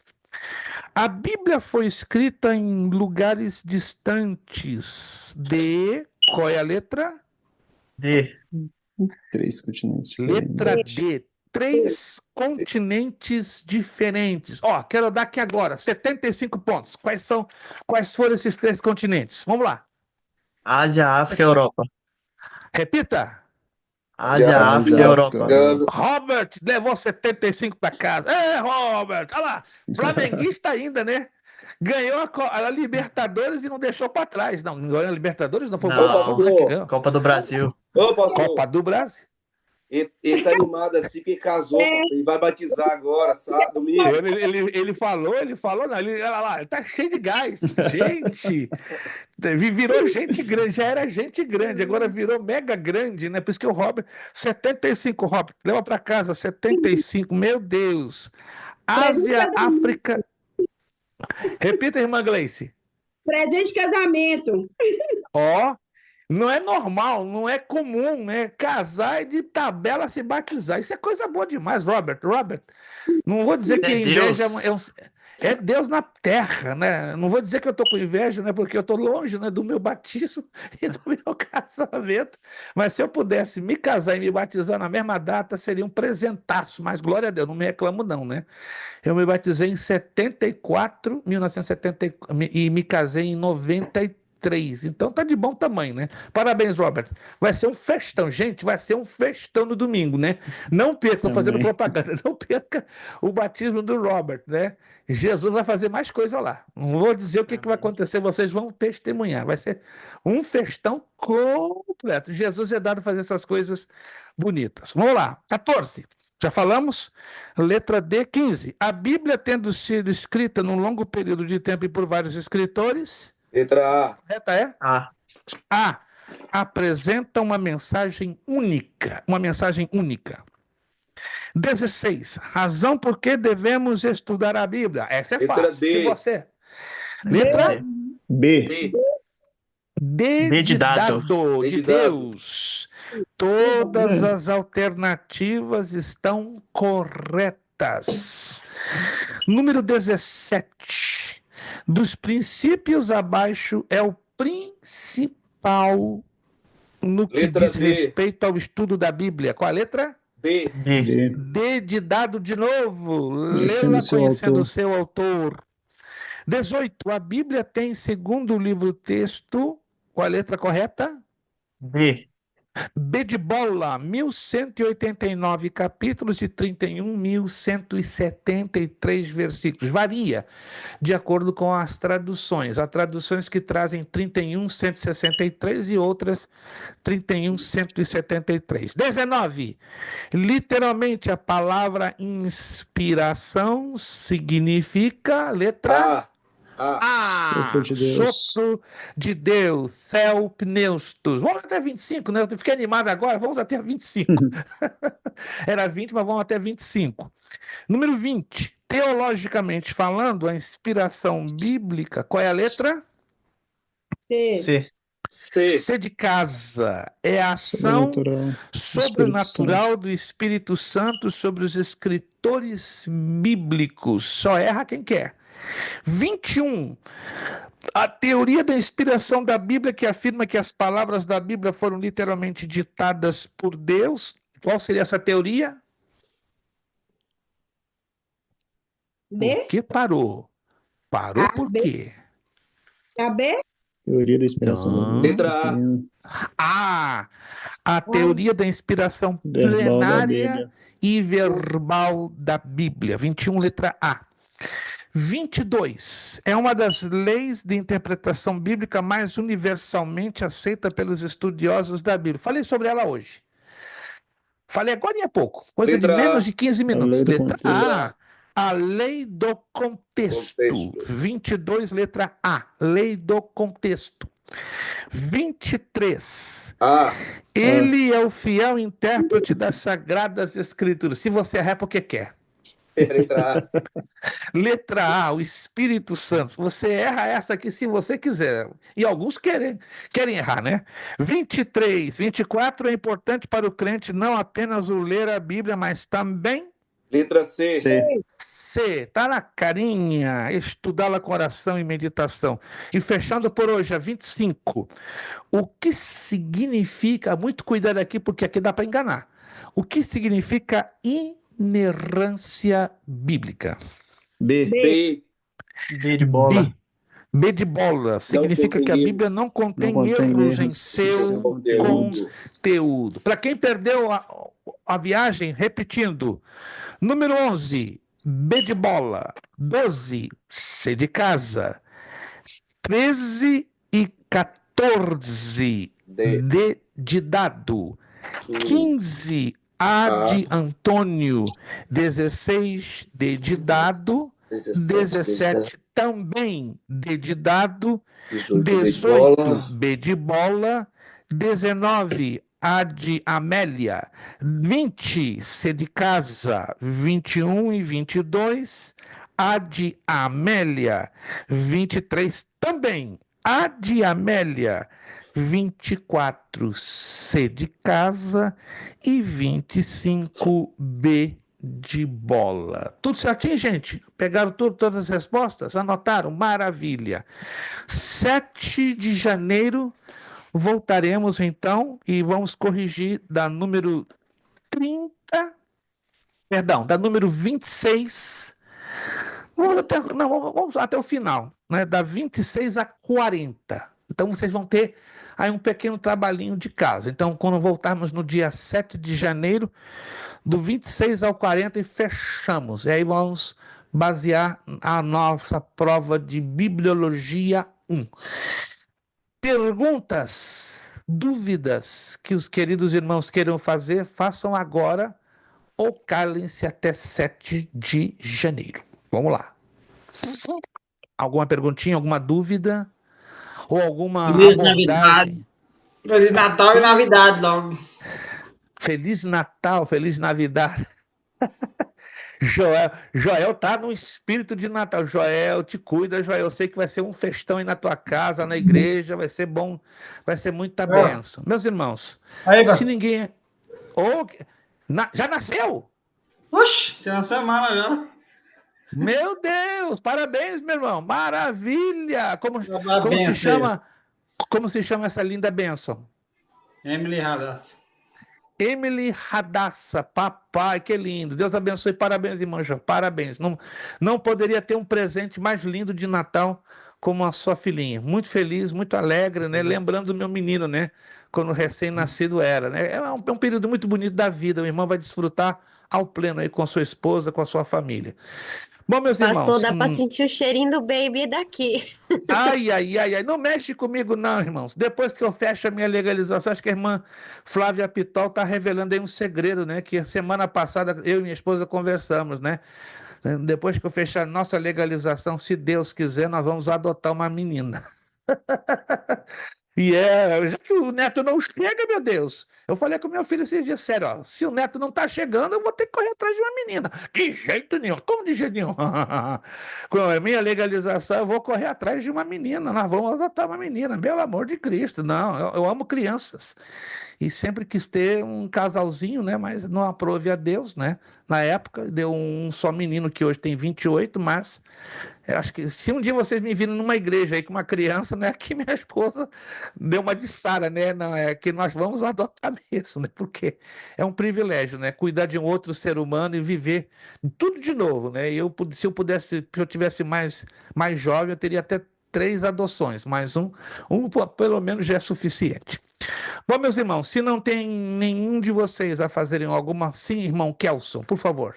Pastor, agora tira a dúvida nossa aí de semana passada. Qual foi o coadjuvante de Paulo? Timóteo, Silvano ou Sóstenes?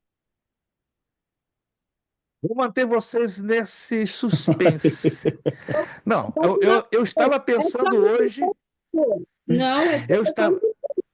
Não, eu estava pensando em revelar essa questão, mas eu quero que vocês investiguem um pouquinho. Não é complicado, não. Eu creio que o irmão Kelson já tem a resposta, né?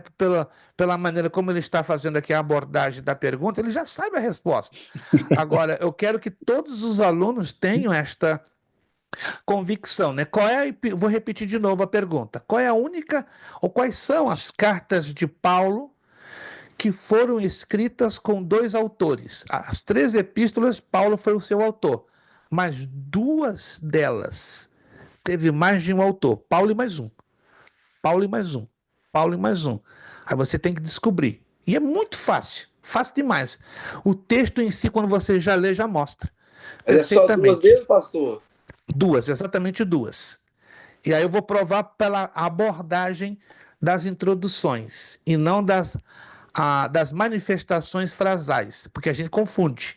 É só mesmo por causa das abordagens. A maneira como aborda a entrada do texto, que deixa bem nítido que são 2 cartas, não 3. Tem alguns escritores que se confundem, colocam 3, colocam 4, mas na verdade são 2. Sim, irmã Gleice. Você está confundindo tudo, porque... Não, quando eu mostrar o texto, escute, quando eu mostrar o texto, vocês vão ficar de queixo caído. Porque é tão simples. Basta ler o texto com o seu contexto. O texto sozinho funciona. O texto, aí vem lá embaixo, vem um contexto. Alguns versículos abaixo, aí confirma. Fecha tudo. Os irmãos precisam aprender a interpretar texto dentro do contexto. Que é um grande problema da maioria. Só aprendemos a interpretar só pelo texto isolado, mas esquecemos do contexto. Tá bom? Vou deixar vocês com essa, né? Ó, quem der a resposta certa, eu dou mais 75. Pronto, fechamos Eu já falei que o era Colossenses, então já ganhei a metade. Não. Por fé, mas para fechar os 75 tem que ter o segundo livro. Eu joguei pelo menos a metade, né, pastor? Pelo menos a metade, mas tem o outro que é bem interessante. A gente vai mostrar, e tem que mostrar os textos. Gente, primeiramente quero agradecer a cada um dos que puderam estar aqui, irmã Gleice, evangelista Alexandro, Lucas, continua bonito com esse sorriso, não é? Que 2025 esse sorriso seja multiplicado por 3. Joel, mais uma vez, parabéns, muito feliz pela sua bênção, pela Emily Radassa, que Deus abençoe essa criança com muita vida, saúde, alegria para todos vocês. Irmão Kelson, obrigado pela sua participação. Irmão Alessandro Inácio, aproveitando antes que eu me esqueça, o irmão não fez a prova de ética, poderia fazê-la no dia 7? Alguém abriu o áudio e está havendo uma interferência. Por favor, só apagar o áudio, eu agradeço. Repito, irmão Alessandro Inácio, pode estar preparado para fazer a prova de ética no dia 7 de janeiro? Isso. Amém. A menos que o irmão não queira. Se o irmão não quiser, fica sem nota. Não sei.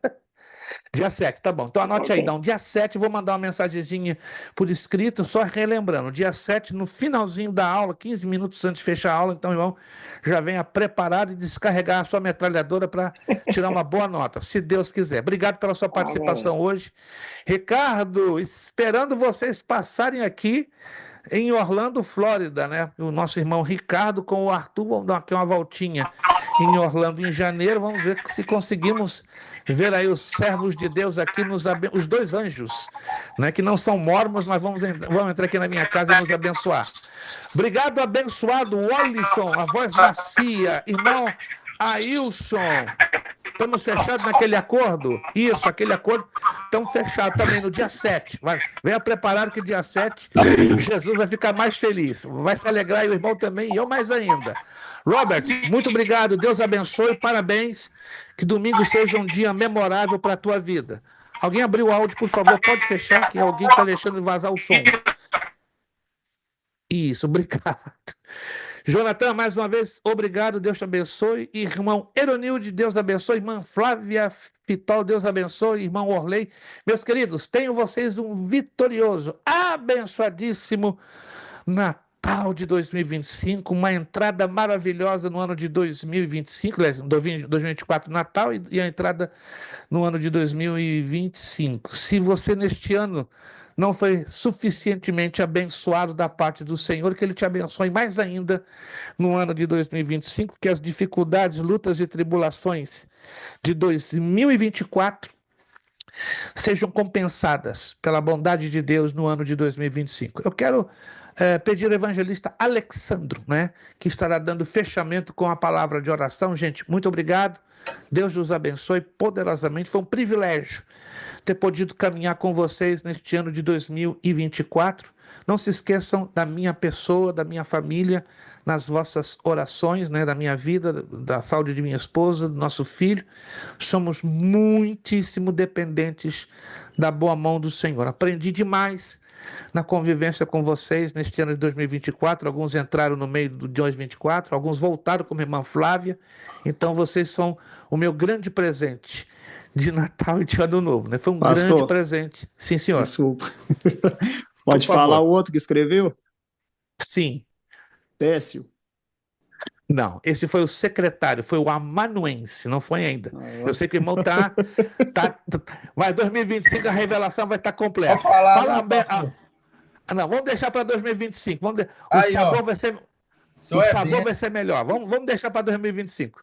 Evangelista Amém, Alexandro, fechando a nossa aula com a palavra de oração. Gente, muito obrigado.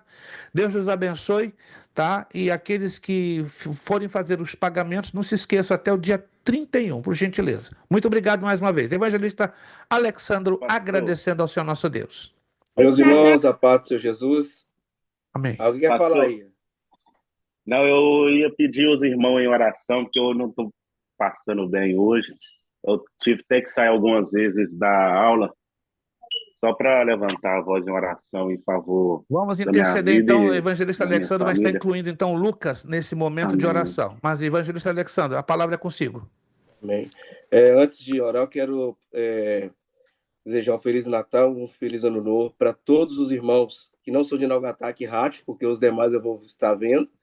Deus abençoe a vida de todos vocês, pastor Prestes, Deus continue abençoando a sua vida, o seu ministério. E é um privilégio para nós poder estar estudando, e os amados obreiros das congregações que estão sob nossa direção, tem um professor tão capacitado, gabaritado pelo Senhor Jesus e pelo comprometimento com a palavra. É um privilégio para nós. Oremos a Deus. Pai, nós te damos graça porque o Senhor é bom. Aleluia. Obrigado, Jesus, por mais um momento que o Senhor nos proporcionou de estarmos reunidos para aprendermos da tua bendita palavra. Espírito Santo, continue nos orientando, continua falando conosco através do teu servo, que é o instrumento que o Senhor escolheu e separou para este tempo, para nos orientar espiritualmente através da tua palavra. Neste momento, Pai, nós oramos pela vida do nosso irmão Lucas. Pai, repreenda essa enfermidade, eu não sei o que se passa, mas o Senhor sabe. Em nome mas da de planta Jesus. dos pés até a cabeça, nós ordenamos que toda enfermidade, não que exista o poder que há no nome de Jesus, seja repreendida agora. E nós profetizamos cura sobre a vida do teu servo. Pai, eu quero abençoar a vida de cada aluno, eu quero abençoar a vida de cada um, ó Pai, aqueles que não puderam vir também, ó Pai. Que eu possa estar dando vitória, visitando-os, papai querido. Ó Pai, que no próximo ano, Senhor, se o Senhor assim não voltar para buscar a tua igreja, tu desperta ainda mais pessoas para estar, papai querido, aprendendo, envolvendo e meditando na tua palavra. Glória a Desperta-nos, Deus. ó Pai. Começando pela minha vida, dar um despertamento maior na minha vida, no meu ministério. Eu quero abençoar e profetizar um ministério próspero, cheio do teu poder, da tua Aleluia. presença na vida de cada irmão, de cada irmã. Em nome de Jesus Cristo. Amém.